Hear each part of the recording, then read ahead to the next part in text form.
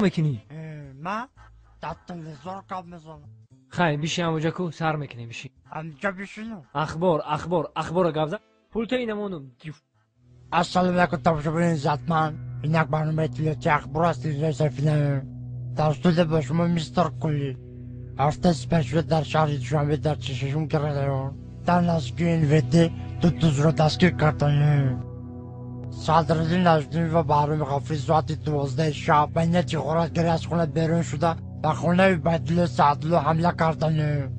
عبیدالله سعدلو در حالت مست خواب بوده. از کاسه عبیدالله سعدلو 180 درم، از درون شوفانر عبیدالله سعدلو چیزهای قیمت بها، توفی و میکه، دو پر کالو، دو پچکه چای، دو پر نسکی و دو ترکه خونه را زیر کرده گریختند.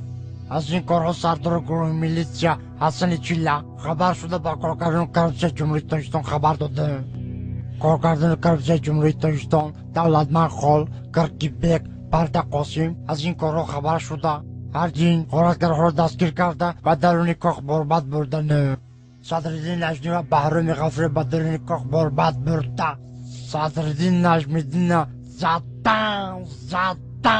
زدن تا با قدم خدا و اسم میکنی. ای رو تسیا کدامی ژورنالیست دروغ میگه؟ تو در تلویزیون گپ زدی تو رو تمام جهان تماشا میکنه. تو دروغ میگی؟ تو رو خلق میدونه چیکار میکنه؟ سنگ شپت میکنه.